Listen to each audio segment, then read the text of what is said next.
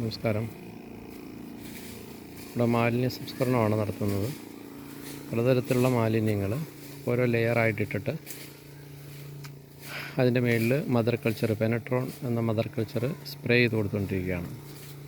കോഴിക്കാഷ്ടം, ചപ്പ് ചവറുകൾ, കരിയില, ഉമിക്കരി ഇവയെല്ലാം ഉപയോഗിച്ചിട്ടാണ് ഇങ്ങനെ ചെയ്യുന്നത്. ഇത് ഏതാണ്ട് ഒരു 1.5-2 ടണ്ണോളം സാധനങ്ങളാണ് എല്ലാം കൂടെ കൂടി ഇങ്ങനെ കമ്പോസ്റ്റ് ആക്കുന്നത്. 30 ദിവസം കൊണ്ട് ഇത് ഒന്നാം തരം ഒരു ജൈവവളമായിട്ട് മാറുന്നതാണ്, കമ്പോസ്റ്റ് വളമായിട്ട് മാറുന്നതാണ്.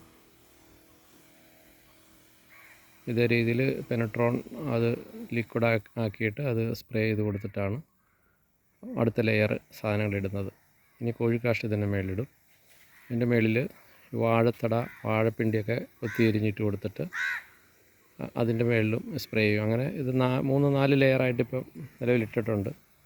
ഈ ഇഷ്ടിക വെച്ചിരിക്കുന്ന ആ ഒരു ഹൈറ്റ് വരെ ആണ് ഇങ്ങനെ ചെയ്യാൻ ഉദ്ദേശിക്കുന്നത്. ഏകദേശം 2 ടണ്ണോളം